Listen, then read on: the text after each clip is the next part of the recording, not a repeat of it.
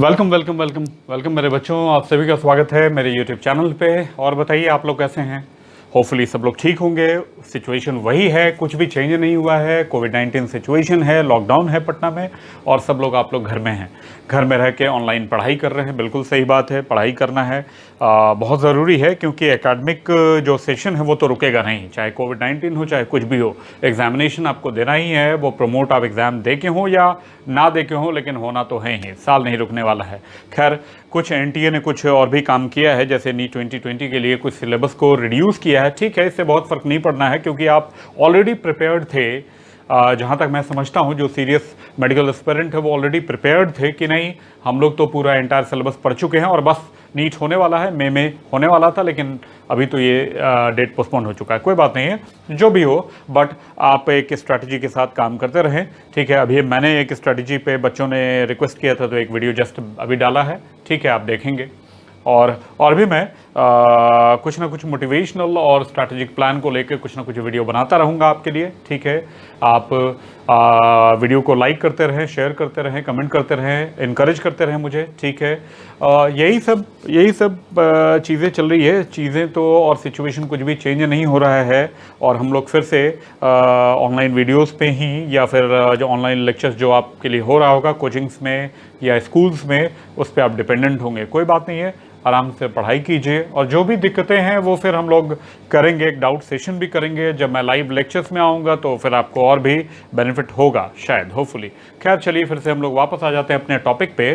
तो याद कीजिए, हम लोगों ने इनिशियली 3 तरह के सेल डिफाइन किया था। प्रोकैरियोटिक सेल, यूकैरियोटिक सेल और एक मेसोकैरियोटिक भी था।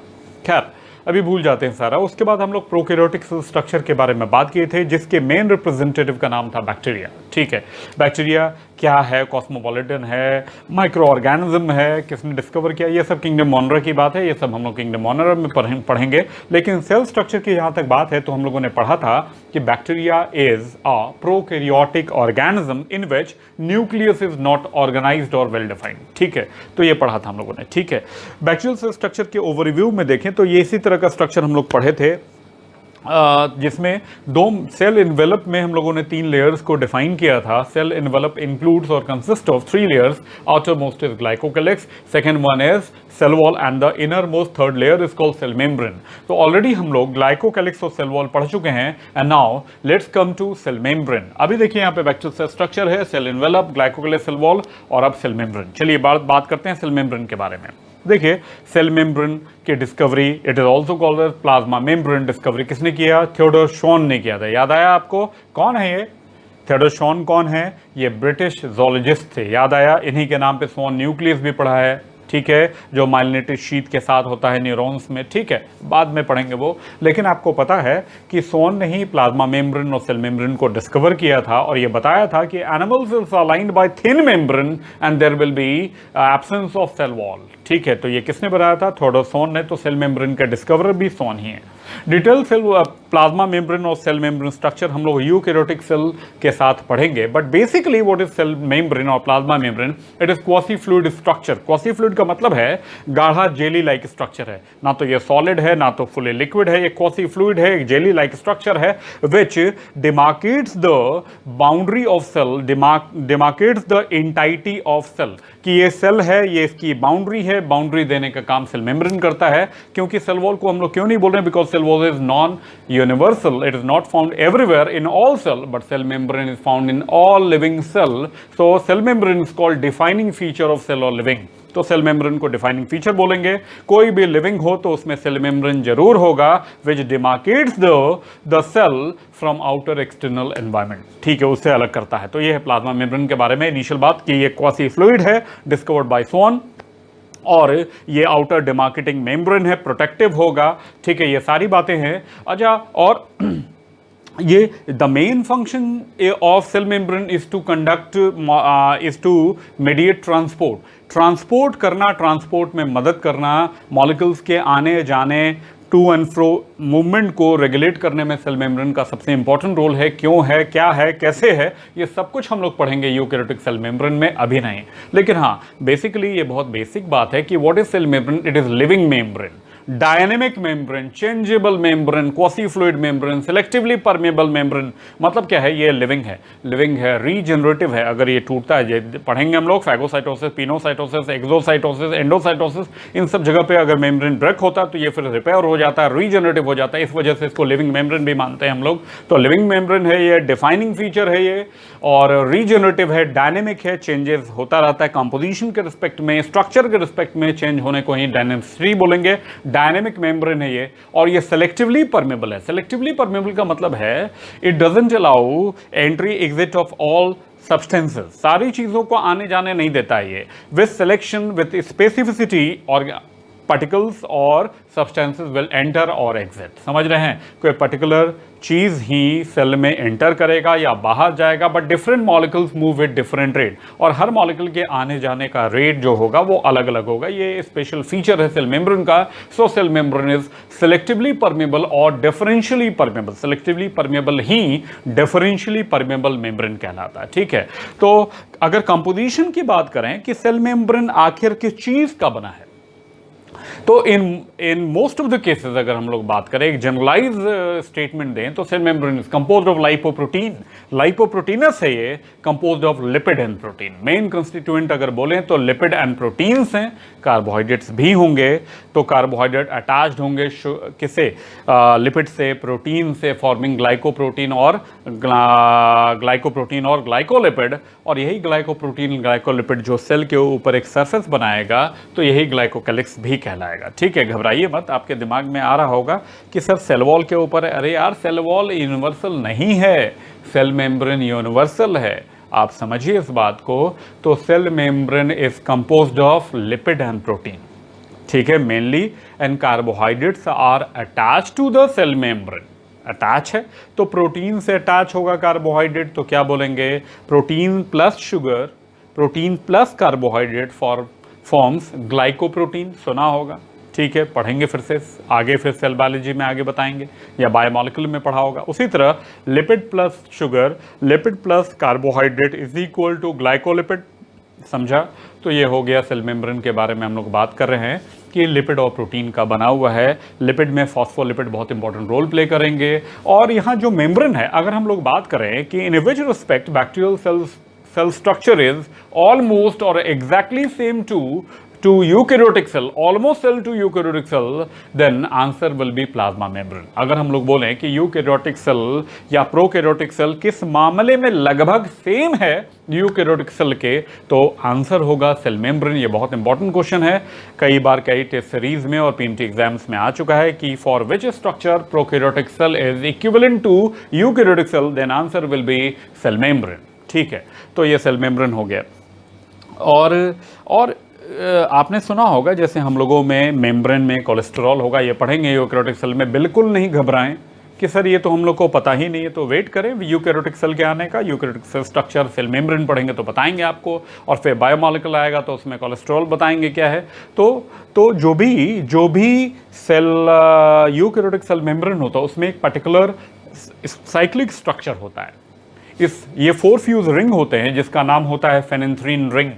ठीक है, ऐसे तो नाम तो काफ़ी लंबा चौड़ा है, लेकिन शॉर्ट में आप अभी जानिए, फेनेंथ्रीन रिंग होता है। तो जितने भी स्टेरॉइडल हार्मोन हैं, ठीक है, सेक्स हार्मोन्स हैं, एड्रीनल के हार्मोन, एड्रीनल कॉर्टिकॉइड्स जानते हैं आप, mineralocorticoid, glucocorticoid, sex corticoid, sex hormones हो जो गोनाड्स देते हैं, ये सब बेसिकली किन चीज़ के बने हैं, तो उनका basic ring structure phenanthrene ring होता है। ठीक है, अभी ध्यान रखिए कि किसी भी, ध्यान दीजिए, जो भी कोलेस्ट्रॉल हो या सेक्स हार्मोन्स हो या एड्रीनल कॉर्टेक्स के हार्मोन्स हो, इन सब में 4 फ्यूज्ड रिंग होते हैं। देखिए मैं डायग्रामेटिक अभी बना रहा हूँ, क्या होते हैं बताइए, ये 4 फ्यूज्ड रिंग होते हैं, देख रहे हैं, ABCD। मतलब each और every sterol or steroid molecule must contain a 4 fused ring structure. This is called phenanthrin. ठीक है, अभी के लिए इतना काफ़ी है। बट बैक्टीरिया में भी स्टेरॉल होता है, लेकिन ये 4 रिंग फ्यूज्ड नहीं होता है, ये 5 रिंग का बना होता है, पेंटासाइक्लिक स्टेरॉल होता है, जिसको हम लोग नाम देते हैं होपानॉइड। सुना आपने? तो ये भी क्वेश्चन हो सकता है कि यूजुअल स्टेरॉल्स आर प्रेजेंट और एब्सेंट इन बैक्टीरिया, तो क्या जवाब देंगे? Absent. Unusual pentacyclic sterol is found in prokaryotic cell and the name is hoponoid। याद रहेगा, प्रोकैरियोटिक सेल में जो पेंटासाइक्लिक रिंग है उसका नाम क्या है? होपानॉइड्स। ठीक है, तो ये बातें हो गई होपानॉइड के बारे में, सेल मेम्ब्रेन के बारे में, और ये मॉलिक्यूल के मूवमेंट में मदद करता है। जैसा देखते हैं, ये डिफाइनिंग फीचर ऑफ लिविंग है, living regenerative selectively permeable quasi fluid है, typical usual almost same as present in eukaryotic cell, composed of lipoprotein, fluid mosaic model है जो यूजुअल मॉडल है। हाँ, आ जाते हैं आगे। देखिए, हम लोगों में यूकैरियोटिक सेल में अगर हम लोग बोलें कि inside cell there is a specific structure for respiration, the name is mitochondria. ठीक है, ये सब हम लोग जानते हैं कि यूकैरियोटिक सेल में जो रेस्पिरेशन का काम करने वाला ऑर्गेनल है वो स्पेसिफिकली कौन है? तो माइटोकॉन्ड्रिया है। बच्चों को पता है, चाहे कुछ पता हो चाहे नहीं, mitochondria is the power house of the cell. ठीक है, पावर हाउस मतलब एनर्जी फॉर्मिंग, और energy formation is the process of respiration. ठीक है, तो ये सबको पता है। तो हम लोगों में माइटोकॉन्ड्रिया है, लेकिन प्रोकैरियोट में तो, प्रोकैरियोटिक सेल में तो कोई भी मेम्ब्रेन बाउंड सेल स्ट्रक्चर होते ही नहीं। मेम्ब्रेन बाउंड का मतलब है जो टिपिकल फ्लूइड मोज़ेक मॉडल को फॉलो करते हैं वो मेम्ब्रेन कभी भी नहीं होगा। हाँ, नॉन यूनिट मेम्ब्रेन होंगे, प्रोटीन का बना हुआ मेम्ब्रेन होगा, पेलिकल बोल सकते हैं।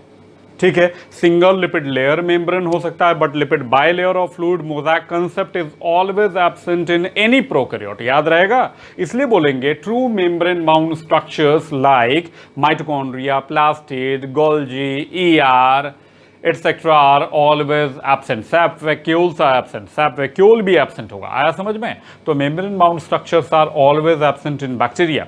हाँ, नॉन यूनिट मेम्ब्रेन, जैसे गैस वैक्यूल में कई बार मेम्ब्रेन होता है, ये नॉन यूनिट मेम्ब्रेन है, ये प्रोटीन का बना हुआ मेम्ब्रेन है। ठीक है, इसी तरह और भी कई सारे केमिकल आगे हम लोग देखेंगे जो मेम्ब्रेन बाउंड होंगे, but membrane bound structures are always absent. ठीक है, तो माइटोकॉन्ड्रिया का तो सवाल ही नहीं उठता है। तो माइटोकॉन्ड्रिया का फंक्शन क्या है? तो रेस्पिरेशन में मदद करना है। तो माइटोकॉन्ड्रिया के अंदर बहुत सारे रेस्पिरेटरी एंजाइम्स होंगे। ठीक है, और इलेक्ट्रॉन ट्रांसपोर्ट सिस्टम भी होगा। अगर ये बैक्टीरिया एराबिक है, एराबिक बैक्टीरिया होगा, there must be an electron transport system mechanism होगा ना। इलेक्ट्रॉन ट्रांसपोर्ट सिस्टम मैकेनिज्म से ही एटीपी फॉर्मेशन होगा, तो जरूर होगा इसके पास। तो ये सब कहाँ है? तो इसके लिए सेल मेम्ब्रेन देख सकते हैं, ये ग्लाइकोकैलिक्स है, cell wall cell membrane. Cell membrane extend to form a structure called mesosome. दिख रहा है आपको कि सेल मेम्ब्रेन इनवेजिनेट करके, एक्सटेंड करके मेम्ब्रेनस एक्सटेंशन बनाता है। इस एक्सटेंशन का नाम है मेसोसोम। तो मेसोसोम का फॉर्मेशन होता है usually in gram positive bacterium. याद रहेगा, cell membrane invaginate extend to form a structure called mesosome, but mesosome is common in gram positive bacterium. Mesosome कहाँ होगा? ग्राम पॉजिटिव बैक्टीरियम में। तो क्या बाकी ग्राम नेगेटिव बैक्टीरियम में रेस्पिरेटरी एंजाइम नहीं होंगे? बिल्कुल होंगे, but directly associated to cell membrane. ETS के कंपोनेंट हो या रेस्पिरेटरी एंजाइम्स हो, ये कहाँ होंगे? सेल मेम्ब्रेन पे ही डायरेक्टली होंगे। मेसोसोम हो चाहे नहीं हो, मेसोसोम हो तो बहुत अच्छा है, नहीं हो तब भी अगर एक लाइन में अगर जवाब दें पीएमटी एग्जाम में अगर आ जाए कि respiratory enzymes are mostly located at which structure of prokaryote, answer will be cell membrane और प्लाज्मा मेम्ब्रेन। ठीक है, इज इट क्लियर? ठीक है, तो हम लोग समझे कि रेस्पिरेटरी एंजाइम्स का पाया जाना सेल मेम्ब्रेन पे ये बहुत यूनिक फीचर है प्रोकैरियोट का। तो मेसोसोम जो कि दो तरह का पाया जाता है, देख सकते हैं यहाँ पे एक मेसोसोम आपको दिख रहा है जो सेंट्रल पोजीशन में है और it is attached to the nucleoid. ये स्ट्रक्चर पहले भी हम लोग एक ओवरव्यू देख चुके हैं, इसलिए बहुत इजी है, देख सकते हैं आप। This mesosome is attached to nucleoid. ठीक है, दिख रहा है, this is called central mesosome और सेप्टल मेसोसोम। ठीक है, और इसके अलावा देखिए तो यहां देखिए ये मेसोसोम देखिए, ये मेसोसोम देखिए, ये सारे लैटरल मेसोसोम है। मतलब mesosomes are membrane extensions, mesosomes are infoldings of plasma membrane. ठीक है, ठीक है, ये बातें हुई। अब मेसोसोम दो तरह के हो, एक हो गया आपको सेंट्रल मेसोसोम, दूसरा हो गया लैटरल मेसोसोम। ठीक है, central mesosome is attach to, always attach to nucleoid. Nucleoid जो जीनोफोर है, जीन कंटेनिंग पार्ट है, जो मेन जीनोम है, इससे अटैच जो मेसोसोम है वो है सेंट्रल मेसोसोम।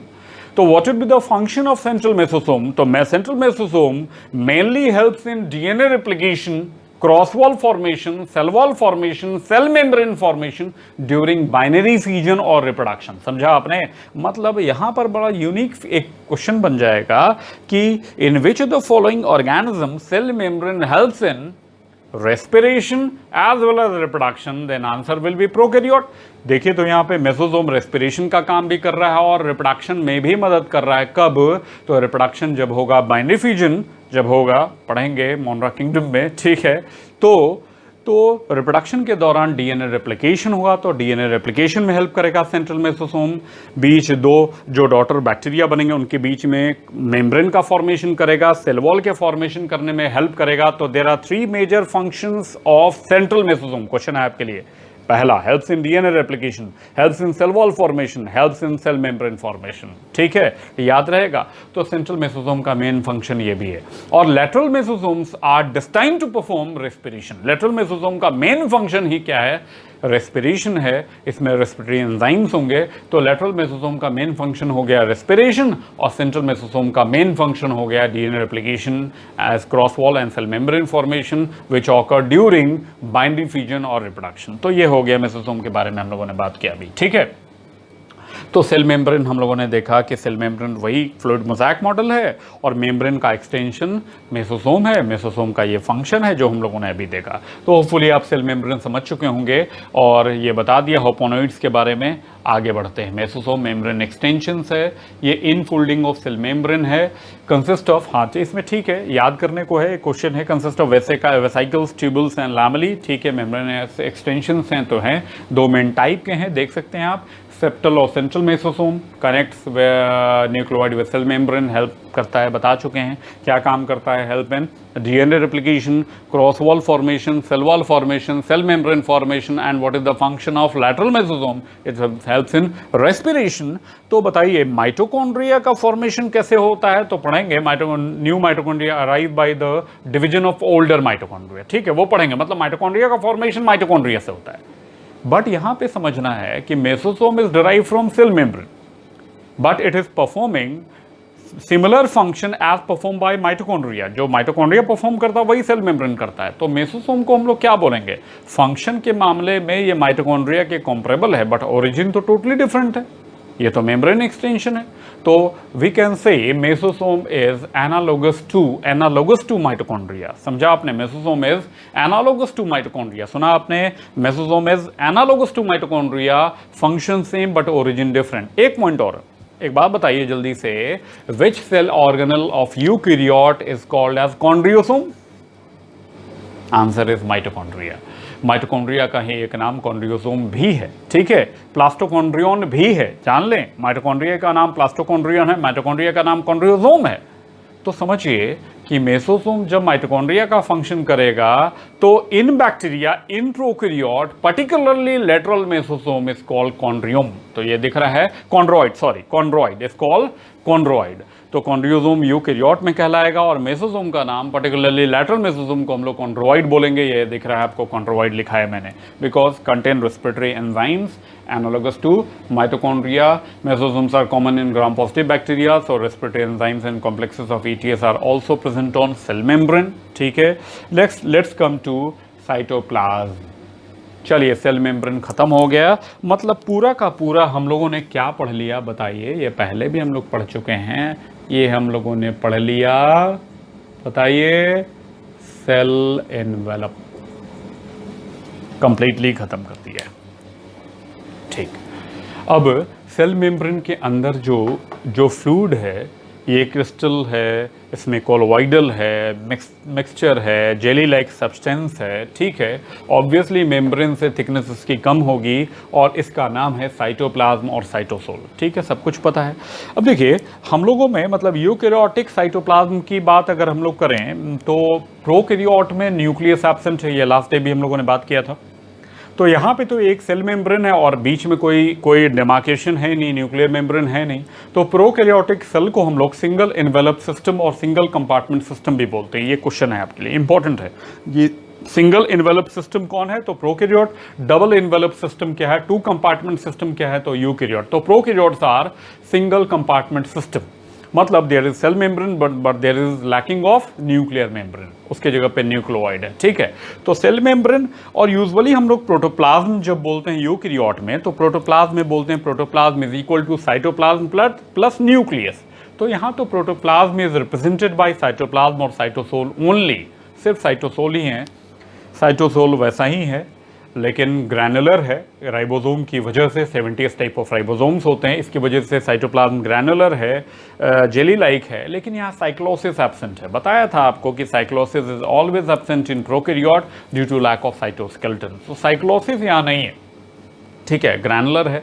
और इसी साइटोप्लाज्म में समझना है बहुत सारी चीज़ें, सेल स्ट्रक्चर्स या ऑर्गेनल, राइबोसोम को ऑर्गेनल भी बोलेंगे, ये सेल स्ट्रक्चर्स जो हैं एम्बेडेड हैं और दबे हुए हैं और स्प्रेडेड हैं चारों ओर। कहाँ पे? तो साइटोप्लाज्म में। तो cytoplasm is the main arena for cellular activity, metabolic activity in both prokaryotes and eukaryote, ठीक है। तो साइटोप्लाज्म ग्रैनुलर है, राइबोसोम प्रेजेंट होंगे, 70 टाइप होंगे, लेकिन साइक्लोसिस नहीं होगा। कोई भी न्यूक्लियोप्लाज्म और न्यूक्लियर मेम्ब्रेन और न्यूक्लियर कंपार्टमेंट यहाँ नहीं दिखेगा, इंपॉर्टेंट है। तो ये बातें हम लोग कर चुके हैं। Membrane mount structures are always absent, no cyclosis, sap vacuoles are absent, बोल चुके। गैस वैक्यूल्स में be found. Let's come to next structure that is chromatophore और वेसिकुलर थैलेक्वाइड। यहाँ देखिए ये जो अभी लिखा हमने क्रोमैटोफोर और वेसिकुलर थैलेक्वाइड, ये यूनिवर्सल नहीं है। अभी सामने जो फिगर है, लास्ट डे भी एक फिगर ड्रॉ किया था और मैंने बताया था कि एक टिपिकल बैक्टीरियल सेल का फिगर सामने है। इसमें कुछ फीचर्स किसी बैक्टीरिया में होंगे, कुछ नहीं भी होंगे, बट हम लोगों ने एक कॉमन टिपिकल बैक्टीरिया बनाया है कि showing most of the characters of prokaryote. सारे कैरेक्टर को मोरलेस दिखाने की कोशिश है। तो यहाँ पे आप देखें, ये क्रोमैटोफोर हमने मेंशन किया, ध्यान दीजिए। यहाँ क्रोमैटोफोर, क्रोमा मतलब कलर, क्रोमैटो कलर्ड, फोरा मतलब बियरिंग, colored मतलब pigment containing structure are called chromatophore. Pigment, अरे यार क्लोरोफिल बिल्कुल नहीं, क्लोरोफिल नहीं है यहाँ पे। हाँ सॉरी, क्लोरोफिल है, लेकिन जो यूकैरियोटिक टाइप है, समझना है आपको, बीजीए को छोड़कर नॉर्मली किसी बैक्टीरिया में यूजुअल प्लांट क्लोरोफिल नहीं पाया जाता। याद रखना है कि हाँ बीजीए है, प्रोकैरियोट में एक बीजीए ब्लू ग्रीन आल्गी है जिसमें क्लोरोफिल ए प्रेजेंट है। अदरवाइज कोई भी जो जनरल प्लांट में जो क्लोरोफिल टाइप है वो नहीं होता है प्रोकैरियोट में। अदर टाइप होते हैं, बैक्टीरियो क्लोरोफिल होते हैं, बैक्टीरियोविरिडिन होते हैं। We will discuss in kingdom Monera. दूसरे किंगडम में, मतलब मोनेरा किंगडम जब जाएंगे तो स्ट्रक्चर ऑर्गेनाइजेशन में वहाँ फिर हम लोग बात करेंगे पिगमेंट के बारे में। बट आप समझना है यहाँ पे क्रोमैटोफोर क्या है। तो chromatophore is pigment containing structure, pigment bearing structure. Pigments are present on the membrane. It is vesicle-like structure comparable to thylakoid of grana. याद कीजिए ग्रेना, यूकैरियोटिक सेल में क्लोरोप्लास्ट में पाइलिंग ऑफ थैलेक्वाइड से grana बनता था। एक unit को consider करें तो it is similar to single unit, but membrane is non unit membrane. Membrane is unusual, वो लिपिड बाइलेयर मेम्ब्रेन नहीं है ये, इसलिए ट्रू मेम्ब्रेन नहीं है, बट मेम्ब्रेन कंटेनिंग पिगमेंट है ये, पिगमेंट कंटेनिंग मेम्ब्रेनस स्ट्रक्चर है ये, इसका नाम है क्रोमैटोफोर। सुना आपने क्या है ये? पिगमेंट कंटेनिंग बॉडी, ठीक है। Photosynthetic pigments are present on the membrane and it helps in photosynthesis. ये पीएमटी एग्जाम में अभी ये पीएमटी नीट में जस्ट आ चुका है। ये क्रोमैटोफोर्स का फंक्शन क्या है? तो इट परफॉर्म फोटोसिंथेसिस। तो क्या सारे बैक्टीरिया फोटोसिंथेटिक है? बिल्कुल नहीं। तो it is confined to the bacteria और BGA which can perform photosynthesis. जो फोटोसिंथेसिस करते हैं और कर सकते हैं उन्हीं में क्रोमैटोफोर होगा, अदरवाइज नहीं होगा। सिंपल बात है, समझा आपने। जैसे गैस वैक्यूल, जो एक्वेटिक फॉर्म ऑफ बैक्टीरिया उनमें गैस वैक्यूल होगा जो हेल्प करेंगे, उसको तैरने में हेल्प करेंगे, बॉयंसी देंगे, फ्लोटेशन देंगे, प्रोटेक्ट भी करेंगे हार्मफुल यूवी रेडिएशन से। इंपॉर्टेंट है, gas vacuole protects bacteria from harmful UV radiation. लेकिन जो टेरेस्ट्रियल है, जो पैरासिटिक फॉर्म है, जो इंडिविजुअल ऑर्गेनिज्म के अंदर रहता है उनमें गैस वैक्यूल की जरूरत नहीं है, तो ये यूनिवर्सल नहीं है, समझना है। तो क्रोमेटोफोर्स फाइनली कंक्लूड करते हैं क्रोमेटोफोर से, they are vesicular thylakoid membrane structure found in photosynthetic forms only like purple bacteria, green bacteria, BGA etcetera, ठीक है। Pigments are located on membrane, ठीक है। तो ये हो गया chromatophore. Let's come to ribosome, ribosoma, ribosoma, what does it mean?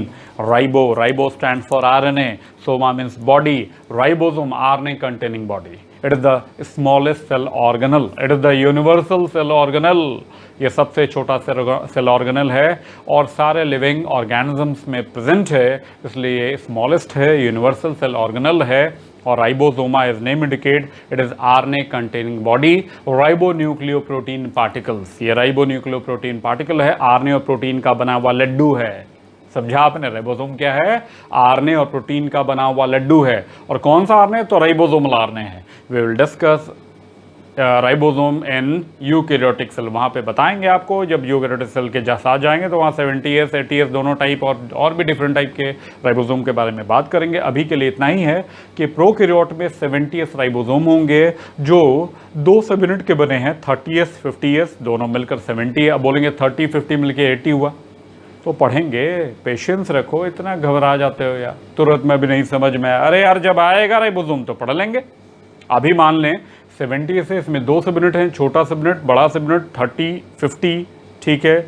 और ये राइबोसोम जानते हैं ये प्रोटीन फैक्ट्री है, साइट ऑफ प्रोटीन फॉर्मेशन है, प्रोटीन सिंथेसिस है, यहीं से प्रोटीन का फॉर्मेशन होता है, यहीं पे प्रोटीन का फॉर्मेशन होता है, इसलिए इसको सेल इंजन भी बोलते हैं। सुना आपने? राइबोसोम सेल इंजन है, राइबोन्यूक्लियोप्रोटीन पार्टिकल है, RNA कंटेनिंग बॉडी है और प्रोकैरियोट में 70S टाइप है, ठीक है। तो 70S टाइप है, राइबोसोम है, प्रोटीन फॉर्मेशन का काम करता है। 2 तरह का यहाँ देखेंगे राइबोसोम, आप देखें तो कुछ राइबोसोम क्या है, यहाँ पे साइटोप्लाज्म में देख रहे हैं, साइटोप्लाज्म में सस्पेंडेड है, ठीक है, यहाँ देख रहे हैं राइबोसोम। और कुछ राइबोसोम क्या होते हैं, देखिए तो क्या बना रहे हैं हम, सेल मेम्ब्रेन से अटैच्ड। तो प्रोकैरियोटिक सेल में 2 जगह राइबोसोम डिस्ट्रीब्यूटेड हैं, एक तो directly distributed suspended in the cytoplasm, and second type of ribosome 70S type, but secondly it is attached to the cell membrane or plasma membrane। समझा आपने? तो प्रोकैरियोट में 2 जगह राइबोसोम डिस्ट्रीब्यूटेड है, एक डायरेक्टली साइटोप्लाज्म में, दूसरा मेम्ब्रेन अटैच्ड है। अब दोनों का फंक्शन क्या है? जो साइटोप्लाज्मिक हैं they will form proteins for their own use, मतलब उस सेल के लिए जो रिक्वायर्ड है उन सब प्रोटीन्स को, पेप्टाइड्स को, एंजाइम्स को, हार्मोन्स को बनाने का काम कौन करेगा? सॉरी, हार्मोन नहीं बोलना चाहिए, ठीक है। उन एंजाइम्स फॉर्मेशन का काम कौन करेगा? तो साइटोप्लाज्मिक। और ribosome which are attached to cell membrane are destined to form protein which will be transported out। ऐसा प्रोटीन बनाएगा जिसको सेल से बाहर ट्रांसपोर्ट करना हो फॉर वेरियस पर्पस, देखेंगे, ठीक है। तो 2 तरह का राइबोसोम हो गया, एक हो गया मेम्ब्रेन अटैच्ड, दूसरा हो गया साइटोप्लाज्मिक। ये बनाएगा अपने यूज के लिए और ये बनाएगा ट्रांसपोर्ट के लिए। तो ये राइबोसोम हो गया। राइबोसोम, पॉलीसोम पहले ही बोल चुके हैं कि जब 4 to 6 राइबोसोम अटैच्ड होते हैं with messenger RNA, with help of messenger RNA, such a structure is called polysome, मतलब they are involve in protein synthesis, अभी प्रोटीन सिंथेसिस में इन्वॉल्व होते हैं तब ऐसा होता है, ठीक है। ये भी बताया था कि ये जो राइबोसोम के सबनेट है ये तभी अटैच होते हैं जब प्रोटीन सिंथेसिस होता है, ट्रांसलेशन होता है, अदरवाइज दोनों सबनेट अलग अलग होते हैं। तो ऑब्वियस है ये एक डायग्रामेटिक डिपिक्शन है कि ये हम राइबोसोम दिखा रहे हैं, एक्चुअल में दोनों सबनेट अलग होते हैं और ये तभी साथ आते हैं जब ट्रांसलेशन प्रोसेस या प्रोटीन फॉर्मेशन हो रहा हो, ठीक है। तो पॉलीसोम क्या है? 4 से 6 राइबोसोम जब मैसेंजर RNA से जुड़े होते हैं during translation process, such a structure is called polysome और polyribosome. Let's come to next structure, next component of cytoplasm, that is cell inclusion or ergastic substances। cell inclusion और ergastic substances। Cell में देखिए protoplasm को तो हम लोग living मानते हैं, मेम्ब्रेन को हम लोग लिविंग मानते हैं, लेकिन कुछ चीज़ें सेल में स्टैटिक नहीं हैं, उनका बनना, टूटना, यूटिलाइजेशन, डिस्ट्रक्शन चलता रहता है, ठीक है। और वो नॉन लिविंग नेचर के हैं, बेसिकली उनको बायोमॉलिक्यूल या नॉन लिविंग नेचर के कहेंगे, तो उनको हम लोग सेल इंक्लूजन्स मानते हैं, ergastic सब्सटेंसेस मानते हैं। जैसे रिजर्व फूड अलग, जैसे हम लोगों में ग्लाइकोजन है, प्लांट में स्टार्च है, अलग अलग ऑर्गेनिज्म में ब्लू ग्रीन एल्गी में साइनोफाइशियन स्टार्च है, रेड एल्गी में रोडोफाइशियन स्टार्च है, ठीक है।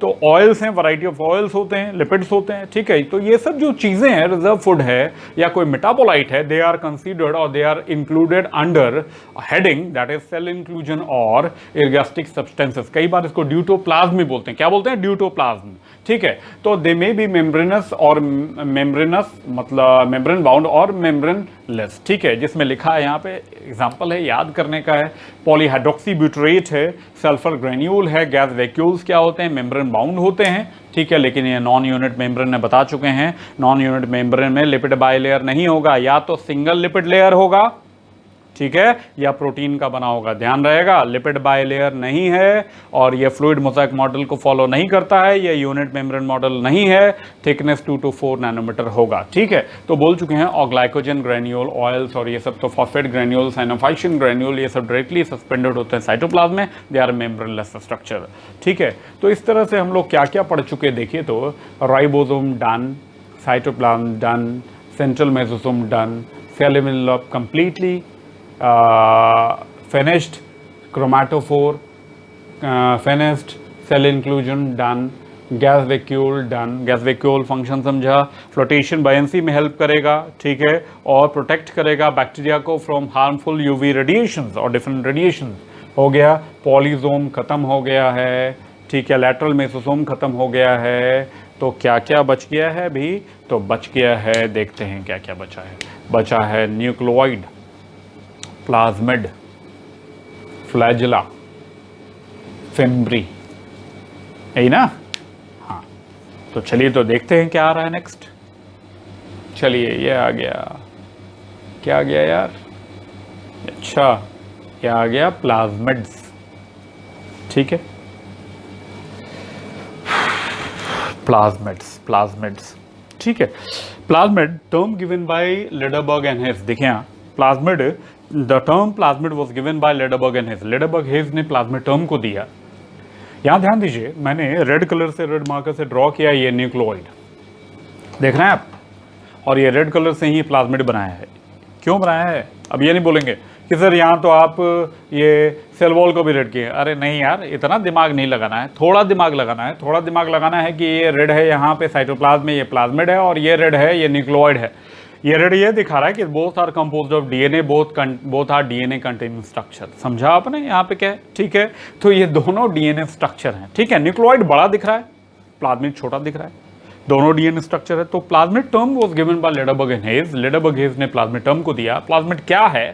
तो plasmids are small sized mini chromosome. Main chromosome तो ये रहा न्यूक्लियोइड, जीनोम, जीनोफोर, प्रोक्रोमोसोम कौन है? ये है।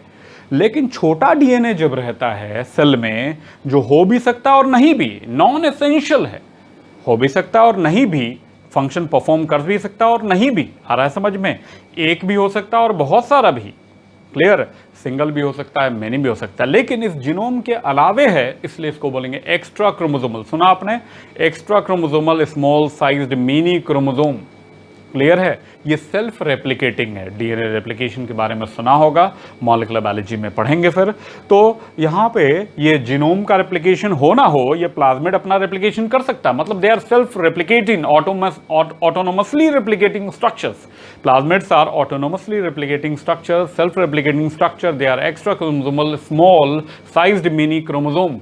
दे are double stranded DNA molecule, circular DNA molecule, they are double stranded circular DNA molecule, ठीक है। तो ये दिख रहा है प्लाज्मिड, ये हो भी सकता और नहीं भी।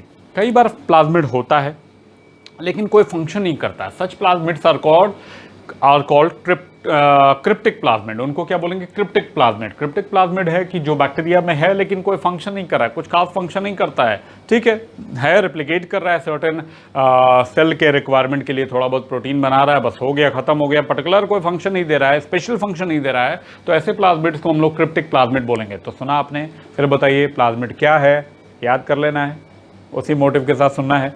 स्मॉल साइज्ड है, मेनी क्रोमोसोम है, एक्स्ट्रा क्रोमोसोमल है, नॉन एसेंशियल है, सिंगल भी हो सकता है, मेनी भी हो सकता है, सेल्फ रेप्लिकेटिंग है, ऑटोनोमसली रेप्लिकेटिंग है, ठीक है, ठीक है। और क्या बताया? ये डबल स्ट्रैंडेड है, सर्कुलर डीएनए मॉलिक्यूल है और नेगेटिवली सुपरक्वाइल्ड है।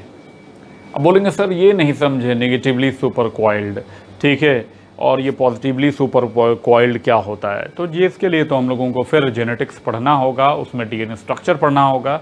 तो positive super coiled, negatively super coiled, इसके लिए फिर हम लोग लिंकिंग नंबर और बहुत सारी चीज़ें हैं जो पढ़ेंगे जेनेटिक्स में, अभी नहीं। अभी आप मान के चलें कि जो भी सर्कुलर डीएनए है वो नेगेटिवली सुपर क्वाइल्ड है, स्ट्रेन में है, समझना है आप, सिंपल समझिए।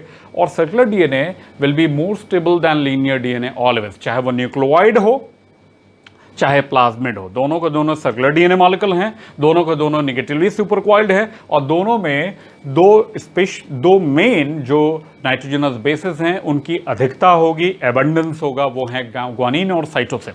समझा आपने? जितने भी सर्कुलर डीएनए होंगे they all have more G+C content, guanine cytosine content.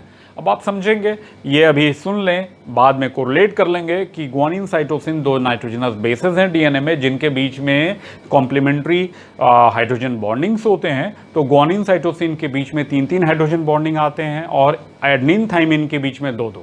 तो जिसमें ग्वानिन साइटोसिन का कंसंट्रेशन ज़्यादा होगा then more number of hydrogen bond will appear and DNA will be more stable. ठीक है, अभी के लिए इतना काफ़ी है, याद करके रखें। 11th स्टैंडर्ड के क्वेश्चन होंगे तो आराम से सॉल्व कर पाएंगे कि नेगेटिवली सुपर क्वाइल्ड है, G+C कंटेंट हाई होगा, मोर स्टेबल दैन लीनियर डीएनए होगा। अब ये नेगेटिवली क्या है तो इसके लिए वेट करना होगा, वेट करें आप।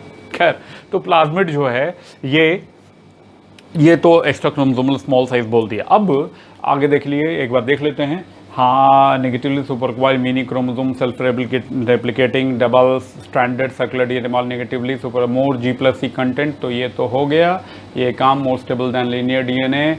अब एक पॉइंट सामने आ रहा है, इसको जरा सा देखते हैं क्या है, क्या लिखा है। ये देखिए तो जरा सा, यहाँ ध्यान दीजिए, तो यहाँ ध्यान दीजिए, फिगर में यहाँ ध्यान दीजिए, ध्यान दीजिए। ये न्यूक्लियोइड है और ये प्लाज्मिड है। तो जैकब वुलमैन ने क्या देखा, ऑब्जर्व किया कि सम प्लाज्मिड्स आर स्पेशल, ये प्लाज्मिड था, some plasmids are special, they may join main genome. देखिए ध्यान से, इसको जानबूझ के थोड़ा सा डिफरेंट शो कर रहे हैं। यहाँ जो प्लाज्मिड था ये मेन जीनोम से जुड़ गया, किसने बताया, जैकब और वुलमैन ने। क्या देखा कि some plasmids are special in nature, they can integrate और disintegrate with main genome. Such special plasmids are called episome. समझा आपने कि प्लाज्मिड, हर प्लाज्मिड एपिसोम नहीं है, but episomes are always plasmid. सुना आपने, episomes are plasmid but all plasmids are not episome. Only those plasmids are called episome which can और which have ability to join main genome. जो main genome को से join कर सकता है, जुड़ सकता है, उसी प्लाज्मिड को एपिसोम बोलेंगे। Term given by Jacob and Wollman. समझा आपने? तो एपिसोम के बारे में समझा, एपिसोम भी स्पेशल प्लाज्मिड है but have ability to join main genome, तो ऐसे प्लाज्मिड को एपिसोम बोलते हैं। तो ये हुआ। अब आगे बढ़ते हैं हम लोग, तो टाइप्स ऑफ प्लाज्मिड यहाँ पे हेडिंग में है, आप देख सकते हैं। यहाँ पे टाइप्स ऑफ प्लाज्मिड हम लोग पढ़ने वाले हैं अभी कि टाइप्स कैसे, कितने टाइप के हैं। एक बात बताइए, डीएनए कोई भी हो, प्लाज्मिड है, डीएनए है, तो डीएनए का एक्सप्रेशन जो होता है वो क्या होगा। बहुत, देखिए बायोलॉजी बहुत ही वास्ट है। एक मिसकंसेप्शन है कि बायोलॉजी बहुत ईजी है, बस इतना ही कहूँगा। अभी टाइम नहीं है, अभी लेक्चर के टाइम में, ठीक है, कभी बात होगी इस पर, ठीक है, कि आप समझ लें MBBS is one of the toughest course of India और एंटायर वर्ल्ड। सुना होगा आपने, ठीक है। और ये भी जान लें कि एमबीबीएस में बायोलॉजी ही पढ़ते हैं, कोई फिजिक्स नहीं पढ़ते हैं, केमिस्ट्री नहीं पढ़ते हैं, मैथमेटिक्स नहीं पढ़ते हैं। समझा आपने? और आप समझ ही सकते हैं, इस ह्यूमन बॉडी से कॉम्प्लेक्स तो दुनिया में कुछ भी नहीं, इस ह्यूमन ब्रेन से कॉम्प्लेक्स तो यूनिवर्स भी नहीं है। समझ रहे हैं ना? आप समझ रहे हैं इस बात को? तो समझना है आपको कि ये जो डीएनए है बहुत ही मिरेक्युलस मटेरियल है, और हर एक्सप्रेशन के पीछे ये डीएनए है, और डीएनए का एक्सप्रेशन एक पर्टिकुलर पैटर्न पे होता है। अभी सुन लीजिए, फिर बाद में कोरिलेट करेंगे, या शायद आप पढ़े होंगे 10th लेवल पे, कि DNA will form messenger RNA by the process of transcription. DNA से आरएनए बनना ट्रांसक्रिप्शन है, and then RNA take part in the formation of protein, that is called translation. तो DNA different protein enzyme hormone बना के different character और functions को cell के control करता है, ऑर्गेनिज्म को कैरेक्टर देता है। ठीक है, तो आप समझिए यहाँ पे फंक्शन के बेसिस पे प्लाज्मिड्स को यहाँ डिफरेंट टाइप में किए, और भी डिफरेंट टाइप हैं, हम लोग अभी नहीं जा रहे हैं। हाँ, एक पॉइंट यहाँ पे हमने छोड़ दिया है, जैसा सुन लेते हैं। ये भी 12th में जब आप जेनेटिक इंजीनियरिंग पढ़ेंगे तो इस प्लाज्मिड के हेल्प से हम लोग पर्टिकुलर जीन को क्लोन कर सकते हैं, उसका मल्टीपल कॉपीज बना सकते हैं और जेनेटिक इंजीनियरिंग में यूज कर सकते हैं। ठीक है, ये भी एक पॉइंट है, फंक्शन है प्लाज्मिड का, याद करके रखें और आपको वेट करना होगा बायोटेक्नोलॉजी का 12th का। अभी ध्यान रखें कि plasmids are also helpful in genetic engineering, used in gene cloning et cetera. ठीक है, खैर चलिए, तो हो गया, हम लोग आ गए फिर फंक्शन पे। अब मान लीजिए प्लाज्मिड है, ये बैक्टीरिया है, ये आपके बॉडी में एंटर करता है, आप बीमार हो जाते हैं सपोज। ठीक है, एक पर्टिकुलर एंटीबायोटिक आपको डॉक्टर ने दिया, आपने एंटीबायोटिक यूज किया, तो एंटीबायोटिक क्या है? एक पर्टिकुलर केमिकल है। ठीक है, अगर ये प्लाज्मिड एक ऐसा एंजाइम या केमिकल दे जो इस एंटीबायोटिक को तोड़ दे, तो क्या बैक्टीरिया मरेगा? बताइए, क्या बताया मैंने? बताया कि बैक्टीरिया भी एक पर्टिकुलर प्लाज्मिड है, वो एक पर्टिकुलर एंजाइम और प्रोटीन बना रहा है by which it can destroy particular antibiotic और ड्रग। ठीक है, it means this bacteria is resistant against that drug. ठीक है, तो ये बैक्टीरिया नहीं मरेगा। तो such plasmids are called R factor और आर प्लाज्मिड। जो पहला है, देख रहे हैं, आर फैक्टर जो रेसिस्टेंस देता है बैक्टीरिया को पर्टिकुलर एंटीबायोटिक के अगेंस्ट, तो ऐसे प्लाज्मिड को क्या बोलते हैं? आर फैक्टर बोलते हैं। आगे बढ़ते हैं, कॉल फैक्टर, कॉलिसिनोजेनिक फैक्टर और कॉलिसीन फैक्टर कॉल प्लाज्मिड। क्या है ये कॉल प्लाज्मिड? नेचर में बहुत तरह के लोग हैं, कुछ ऐसे भी होते हैं जिनको दूसरे को परेशान करने में मजा आता है। ठीक है, सुना होगा, देखा होगा आपने, आपके अगल बगल भी होंगे ढेर सारे, हमेशा है, सबके अगल बगल में हैं। उनको वो काफ़ी जेलस फील करते हैं, अगर कोई तरक्की कर रहा है, मेहनत कर रहा है, कुछ करना चाह रहा है अलग, तो काफ़ी जेलस होते हैं और किसी भी तरह से उसको डिफेम करना चाहते हैं, डीमोटिवेट करना चाहते हैं। लेकिन आप बिल्कुल मत करना, आप हमेशा फेथ रखना अपने हार्ड वर्क पे और ऑलमाइटी पे, वो हमेशा आपके साथ है। आप मेहनत करिए और दूसरे से मतलब नहीं रखिए। जितना आप अपने सेल्फ सेंटर्ड रहेंगे, अपनी चीज़ों पे ध्यान देंगे, उतना सक्सेसफुल रहेंगे लाइफ में। ठीक है, ज़्यादा दूसरों से इंटरेक्शन में मत पड़िए और दूसरे का बुरा तो कभी भी मत सोचिए। अच्छा ना कर सकें तो ना सही, लेकिन बुरा तो बिल्कुल मत करना। चलिए ठीक है, चलिए वापस आ जाइए। तो बात कर रहे थे बैक्टीरिया की। तो जैसे सोसाइटी में बहुत सारे लोग हैं जो बेवजह परेशान करते हैं दूसरे को, उसी तरह कुछ बैक्टीरिया भी होते हैं जिनका एक पर्टिकुलर ऑरा है, टेरिटरी है, उस टेरिटरी में कोई दूसरा ऑर्गेनिज्म एंटर नहीं कर सकता है। ठीक है, तो ये एक पर्टिकुलर टॉक्सिन जनरेट करते हैं with the help of call factor. ये कॉलिसीन है या कॉलिसिनजेनिक फैक्टर है, जिसकी मदद से ये डिफरेंट बैक्टीरिया को अपने अगल बगल सराउंडिंग में ग्रो करने नहीं देते हैं। समझा आपने? What is call factor? It gives a toxin which prevent growth of other bacteria near it surrounding. तो ये हुआ डिस्क्रिप्शन कॉल प्लाज्मिड का। अगला है टीआई प्लाज्मिड। अरे यार, Ti plasmid, Agrobacterium tumefaciens, the natural genetic engineer. ठीक है, पढ़ेंगे फिर से। जेनेटिक इंजीनियरिंग में एक बैक्टीरिया है जिसका नाम है एग्रोबैक्टीरियम ट्यूमाफेशियंस, जो क्राउन गाल डिजीज देता है डाइकॉट्स में। ठीक है, उसमें एक स्पेशल प्लाज्मिड है, ठीक है, जिसको टीआई प्लाज्मिड, टी फैक्टर बोलते हैं, जो अनकंट्रोल प्रोलिफरेशन ऑफ सेल करता है। कैसे करता है, ये सब बहुत हाई लेवल की चीज़ है, थोड़ा बहुत बायोटेक्नोलॉजी में पढ़ेंगे आप। ठीक है, तो टीआई प्लाज्मिड, ये क्वेश्चन होगा, इंपॉर्टेंट है कि Ti plasmid is found in which bacterium? That is Agrobacterium tumefaciens. ठीक है, जो क्राउन गाल डिजीज देता है। ठीक है, उसी तरह अगला देखिए, आरआई प्लाज्मिड। आरआई प्लाज्मिड है रूट हेयर इंड्यूसिंग प्लाज्मिड, या रूट हेयर इंड्यूसिंग प्लाज्मिड का मतलब है हेयरी रूट जनरेट करता है, अबनॉर्मल हेयरी रूट जनरेट करता है जो प्लाज्मिड, वो है Ri plasmid, root hair inducing plasmid, found in Agrobacterium rhizogenes. Important होगा, एग्रोबैक्टीरियम राइजोजेंस में क्या है? आरआई प्लाज्मिड है। ठीक है, अलग अलग फंक्शन है। अगला डिग्रेडेटिव प्लाज्मिड। अगला आ गया है डिग्रेडेटिव प्लाज्मिड। डिग्रेडेशन मतलब डिस्ट्रक्शन। तो ये बहुत ब्रॉड बड़ा नाम है, लेकिन एक चीज़ यहाँ पे हम कोट करेंगे जो बहुत इंपॉर्टेंट है एग्जामिनेशन पॉइंट ऑफ व्यू से। Degradative plasmid was artificially manufactured by Indian born scientist, that is Anand Mohan Chakrabarty. याद रहेगा, आनंद मोहन चक्रवर्ती ने एक बैक्टीरिया डिज़ाइन किया, प्लाज्मिड को डिज़ाइन किया। ठीक है, और किस बैक्टीरिया में ये किया, तो वो स्यूडोमोनास प्यूटिडा था। कौन सा था? स्यूडोमोनास प्यूटिडा। सुना आपने?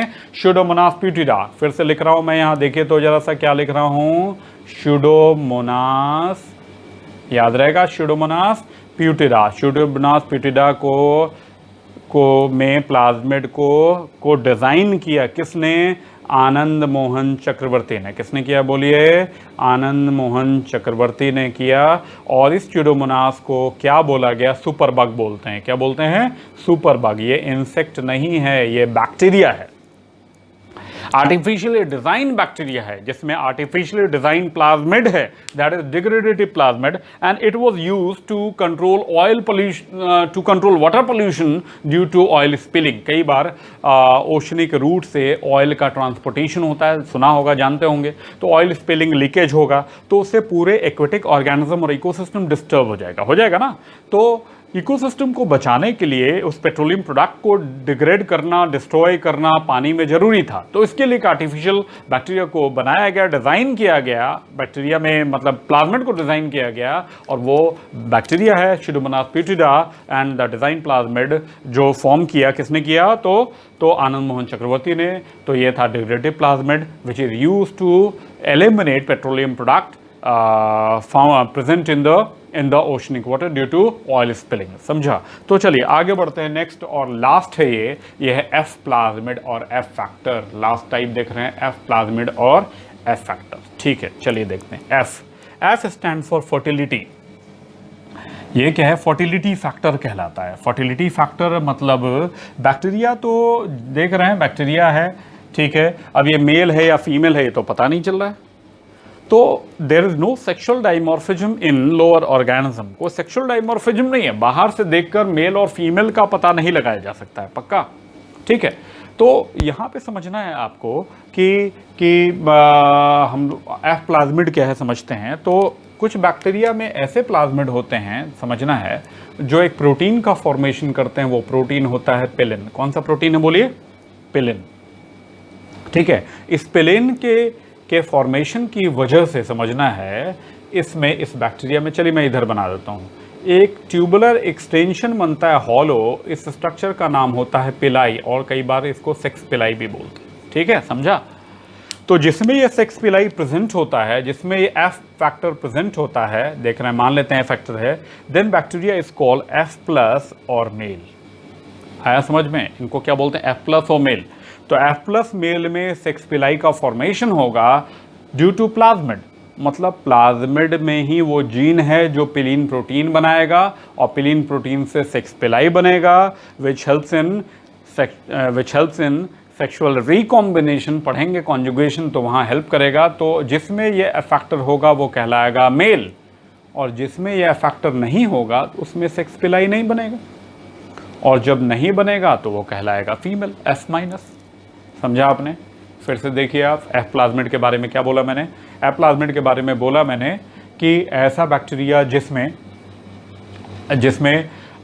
फैक्टर प्रेजेंट होगा वो मेल कहलाएगा, और वो बैक्टीरिया जिसमें एफ फैक्टर एब्सेंट होगा वो फीमेल कहलाएगा, एफ माइनस कहलाएगा। एक और ड्रॉ कर देता हूँ फिगर, ज़्यादा बेहतर होगा।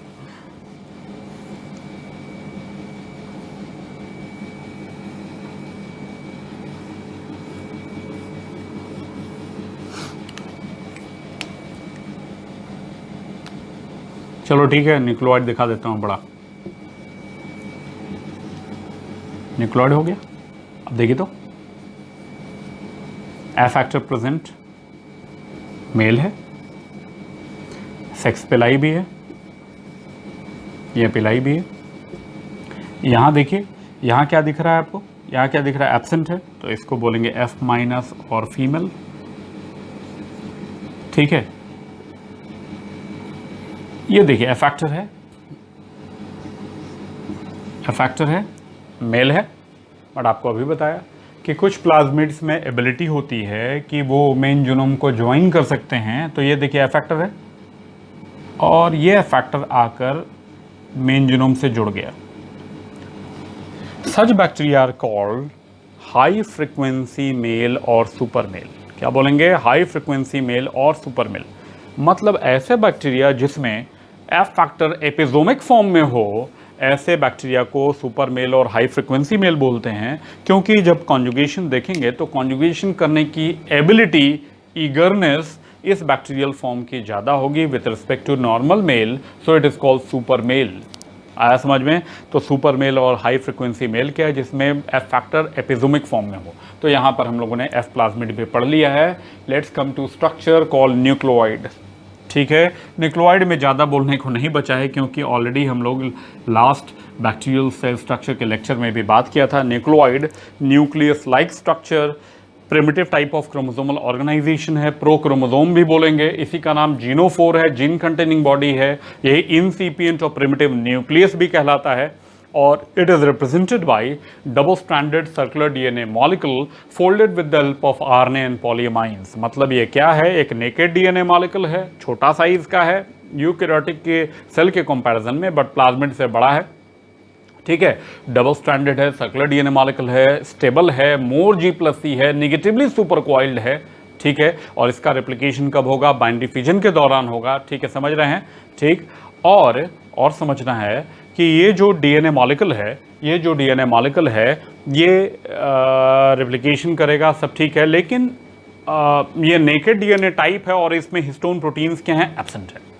अब बात उठती है व्हाट इज हिस्टोन प्रोटीन। आपके दिमाग में आ रहा होगा हिस्टोन प्रोटीन क्या है, तो हम लोग पढ़ेंगे यूकैरियोटिक सेल के बारे में, फिर 12th में न्यूक्लियोसोम मॉडल में हिस्टोन्स के बारे में डिटेल में बात करेंगे, फिर आप बायोमॉलिक्यूल में हिस्टोन प्रोटीन के बारे में बात करेंगे। हिस्टोन्स क्या है, बेसिक ग्रुप ऑफ प्रोटीन्स हैं, basically composed of arginine and lysine basic amino acid. Basic amino acid arginine lysine, याद रहेगा कि कौन कौन, आर्जिनिन लाइसिन। बताइए, out of 20 amino acid, standard 20 amino acid, how many are basic in nature? बताइए, तो 3 हैं, आर्जिनिन, लाइसिन और हिस्टिडीन। कितने हैं? आर्जिनिन, लाइसिन और हिस्टिडीन। हिस्टिडीन सेमी इंडिस्पेंसिबल है, मतलब चिल्ड्रंस में ज़रूरत होती है, एडल्ट में नहीं। ऐसे 3 हो गए, कौन कौन, आर्जिनिन, लाइसिन और हिस्टिडीन। हिस्टोन्स में कौन होते हैं, तो आर्जिनिन, लाइसिन। तो हिस्टोन बेसिक प्रोटीन है। डीएनए खुद एसिडिक नेचर का, डीऑक्सीराइबोन्यूक्लिक एसिड। तो सेल में स्टेबिलिटी के लिए उसको बेसिसिटी देना है, स्ट्रक्चरल सपोर्ट भी देना है। इस वजह से यूकैरियोटिक सेल में क्रोमोसोम के फॉर्मेशन में हिस्टोन्स पाया जाता है। ठीक है, सिमिलर टाइप ऑफ हिस्टोन अगर बोलें, अभी कोट कर ही देते हैं, बाद में इसको देखेंगे, आर्की बैक्टीरिया में प्रेजेंट होता है, but true histones are always absent in any prokaryote. समझे? लेकिन नॉर्मल बैक्टीरिया में तो हिस्टोन्स ऑलवेज एब्सेंट होता है, हमेशा एब्सेंट होता है। और हिस्टोन्स के रिप्लेसमेंट के फॉर्म में क्या होता है, पॉलीअमाइंस। क्या होता है, पॉलीअमाइंस। जैसे हम लोगों ने अभी डेफिनेशन बोला, what is nucleoid? It is the double stranded circular DNA molecule folded with the help of RNA and polyamines. तो पॉलीअमाइंस क्या है, बेसिक नेचर का प्रोटीन है, अदर देन हिस्टोन्स है, and it give structural support, stability and basicity to DNA which is negatively charged. ठीक है, तो ये फंक्शन हो गया पॉलीअमाइंस का। तो हम लोग अभी पढ़ चुके हैं, मोर स्टेबल G+C बातें हो चुकी है, पॉलीअमाइंस का फंक्शन समझ गया, मतलब हिस्टोन्स का फंक्शन प्रोकैरियोट में कौन परफॉर्म करता है, तो पॉलीअमाइंस। अब लास्ट सेगमेंट पे हम लोग एंटर कर चुके हैं। ये रहा सरफेस अपेंडेजेस, मतलब जो सरफेस से जो एक्सटेंशंस हैं। तो ये चलिए, ये भी हो गया, न्यूक्लियोइड हो गया, प्लाज्मिड हो गया ना, न्यूक्लियोइड भी हो गया, प्लाज्मिड भी हो गया। अब बच गए सिर्फ 2 स्ट्रक्चर, एक है फिम्ब्री और दूसरा है फिम्ब्री पिलाई और दूसरा है flagella, surface appendages. Surface appendages जो एक्सटेंशन सेल से निकल रहे हैं उनको हम लोग कलेक्टिवली बोल रहे हैं सरफेस अपेंडेजेस। तो इसमें 2 मेन ग्रुप में हम लोग पढ़ने वाले हैं। सबसे पहले हम लोग पढ़ रहे हैं क्या, तो फिम्ब्री और पिलाई के बारे में। ठीक है, फिम्ब्री पिलाई दोनों के दोनों क्या होते हैं, पिलिन प्रोटीन के बने होते हैं, सरफेस अपेंडेजेस हैं। ठीक है, सेल मेम्ब्रेन से निकलते हैं। ठीक है, अब what are the difference in between fimbriae and pili, तो हम लोग देखते हैं। फिम्ब्री पिलाई में एक बेसिक डिफरेंस अगर देखें, यहाँ देखिए हम लोग, यहाँ देखिए ये फिम्ब्री अभी ड्रॉ किया था, ये लिखा है फिम्ब्री, और अभी थोड़ी देर पहले मैंने ये 6 पिलाई ड्रॉ किया था, याद आया? अब देख सकते हैं कि फिम्ब्री क्या है, स्मॉल ब्रिसल लाइक स्ट्रक्चर है, which is entirely present over the body, चारों ओर फैला हुआ है, शॉर्ट भी है, सॉलिड भी है, चारों ओर फैला भी है, नंबर में भी ज़्यादा है। लेकिन सेक्स पिलाई हमेशा एक पर्टिकुलर पोल में, इधर होगा, चारों ओर नहीं होगा, फ्यू होगा नंबर में। फिर फिम्ब्री न्यूमरस होगा, पिलाई फ्यू होगा, पिलाई हॉलो होगा। समझ रहे हैं बात को ना?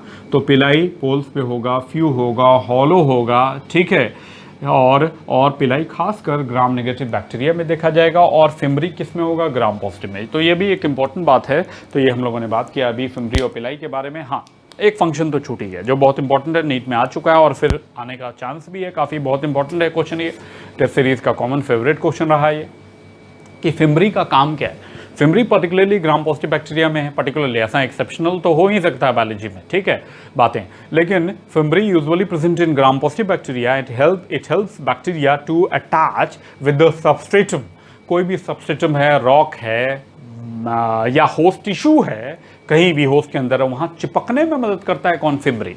और पिलाई का मेन काम है रिप्रोडक्शन में हेल्प करना। जब बैक्टीरियल रिकॉम्बिनेशन पढ़ेंगे तो इसी पिलाई के थ्रू, इसी पिलाई के हेल्प से दूसरा बैक्टीरिया अटैच हो जाएगा और इस पिलाई के थ्रू ये प्लाज्मिड एफ फैक्टर का ट्रांसफर होगा। सुना आपने, when F factor is transferred entirely और पार्शियली थ्रू दिस पिलाई, ठीक है, then method is called conjugation. तो आपने समझा कि सेक्स पिलाई का फंक्शन क्या है, तो कॉन्जुगेशन में मदद करना, ठीक है, बैक्टीरिया को, और फिमरी का काम है अटैचमेंट में मदद करना। तो ये हो गया। फिर उसके बाद आगे बढ़ते हैं कि दोनों तो भाई एक ही प्रोटीन का बना है, लेकिन बहुत एक रिमार्केबल पॉइंट है, बहुत इंपॉर्टेंट बात है, ध्यान दीजिए, याद कीजिए कि पिलाई का फॉर्मेशन तो उसी में होगा जिसमें एफ फैक्टर होगा, ठीक है, बट फिमरी तो पॉजिटिव में होगा। और ऐसे समझिए कि पिलाई के लिए जो pilin protein containing forming gene है, इट इज लोकेटेड एंड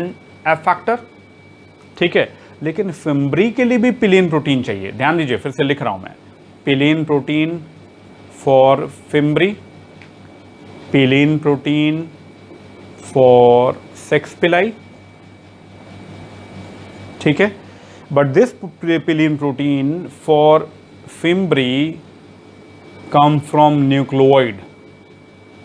मतलब यहां पर वो जीन है फिमरी बनाने के लिए भी पिलीन प्रोटीन, मतलब पिलीन प्रोटीन फॉर्मेशन का दो साइट हो गया। क्या क्या साइट हो गया, फिमरी बनाना होगा तो pilin protein will come from nucleoid, सुना, और सेक्स पिलाई बनाना होगा then pilin protein come from और pilin protein is form under the instruction of F factor, सुना आपने।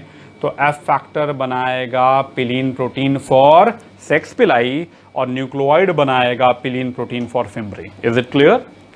Hopefully everything is clear now. हम लोग समझ चुके हैं। तो ये हो गया आपको फिमरी और पिलाई के बारे में, control by nucleoid, control by F factor, plasmid, and the last structure of bacterial cell is flagella. Last structure में आ गए हैं, ये है फ्लैजेला। चलिए ठीक है, तो बैक्टीरियल फ्लैजेला के बारे में बात कर रहे हैं हम लोग। पहले एक डिस्क्रिप्शन हो जाए, फिर एक फिगर पे हम लोग काम करेंगे, समझाएंगे, बहुत कुछ तो नहीं है, फिर देखेंगे भी क्या है। यूनिस्ट्रैंडेड है। यूनिस्ट्रैंडेड काफ़ी बच्चों को कन्फ्यूजन होता है कि सर यूनिस्ट्रैंडेड नहीं समझ रहे हैं।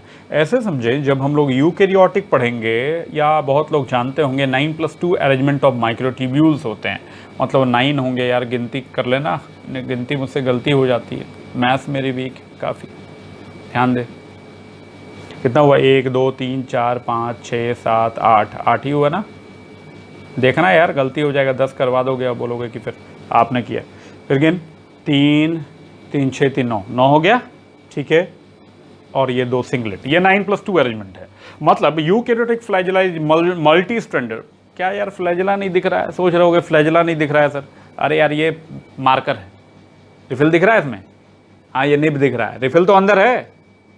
और अब इसका ट्रांसवर्स सेक्शन काटें, ऐसे काटें तो क्या दिखेगा, एक बाहर का ये खोल दिखेगा, समझा, अंदर में रिफिल दिखेगा, बीच में गैप दिखेगा। अब दिमाग में गया, गैप फिलअप हुआ, ठीक है। तो चला जा वापस।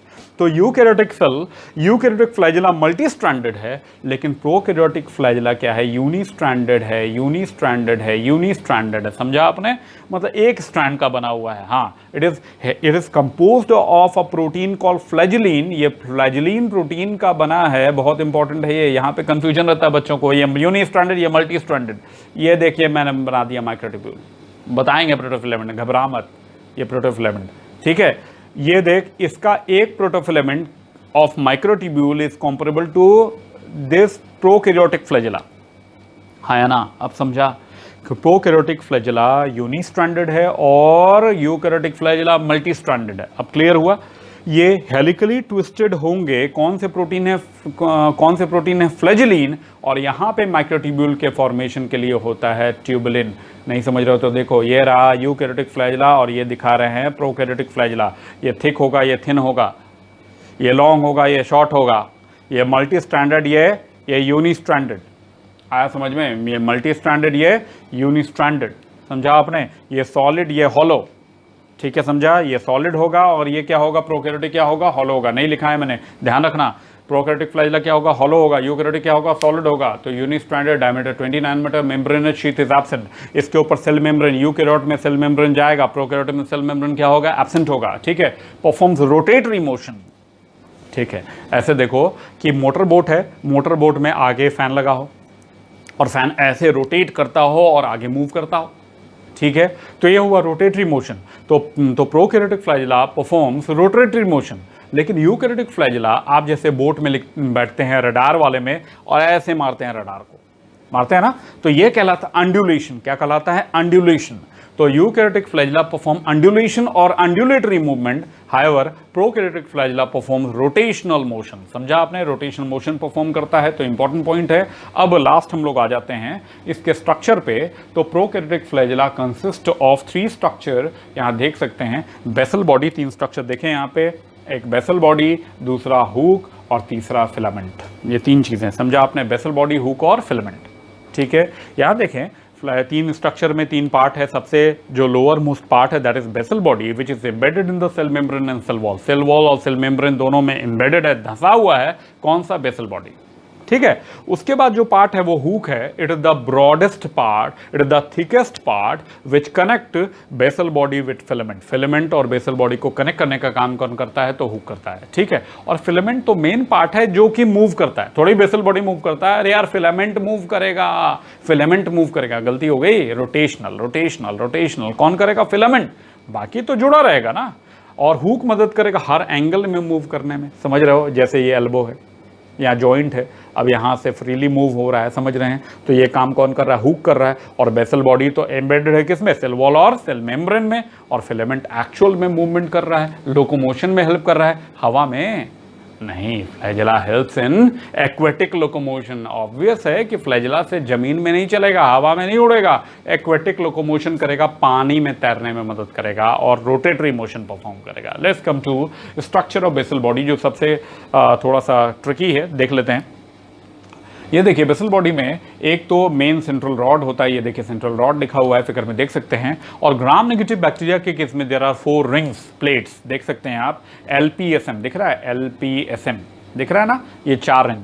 तो हम लोग बोलेंगे in gram negative bacterium basal body consist of a central rod and 4 rings. ठीक है, LPSM। LPSM क्या है? ये ग्राम नेगेटिव में ये आउटर मेम्ब्रेन है ना? समझ रहे हैं? ये पेप्टिडोग्लाइकन है। पेप्टिडोग्लाइकन वाले को P रिंग बोला गया। लाइपोपोलीसेकेराइड वाला आउटर मेम्ब्रेन था, उसको L रिंग बोला गया। ठीक है, और जो superficially present in cell membrane होगा तो उसको S रिंग बोला गया। और entirely embedded in cell membrane होगा तो उसको M रिंग बोला गया। समझा आपने full form? L ring lipopolysaccharide ring, outer membrane का ग्राम नेगेटिव। ठीक है, P ring peptidoglycan, cell wall का पेप्टिडोग्लाइकन लेयर में जो है तो पेप्टिडोग्लाइकन रिंग। ठीक है, S ring superficially present over membrane ring.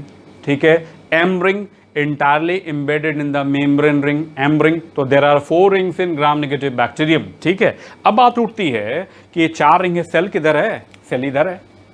अरे नहीं बेवकूफों, इधर है, इधर है साइटोप्लाज्म। बाहर गया ना फ्लैजेला, तो साइटोप्लाज्म तो यहाँ है, सेल इधर है।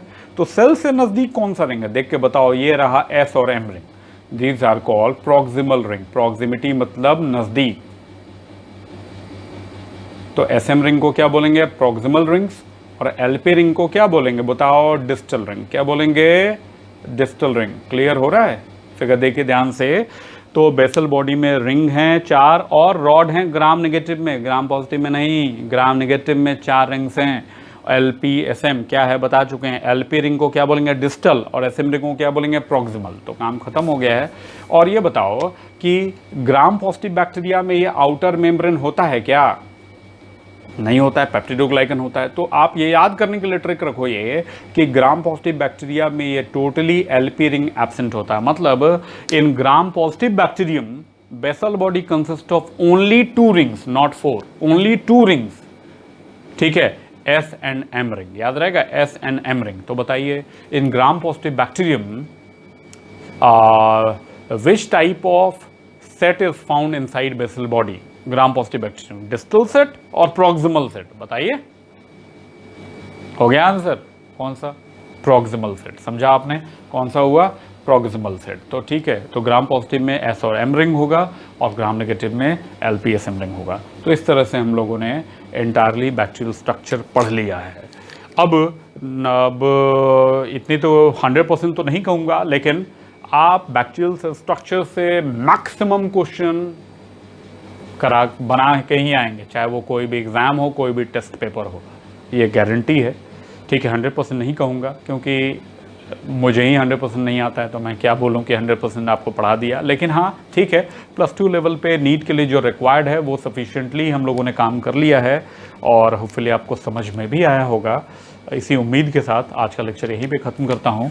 और इसी तरह आप इनकरेज करें मुझे, लाइक करें, शेयर करें चैनल को, और सजेशंस भी दें, कमेंट भी करें, जिससे मुझे पता चले कि क्या मुझे करना है और क्या नहीं करना है। ठीक है, ये दोनों बातें हैं।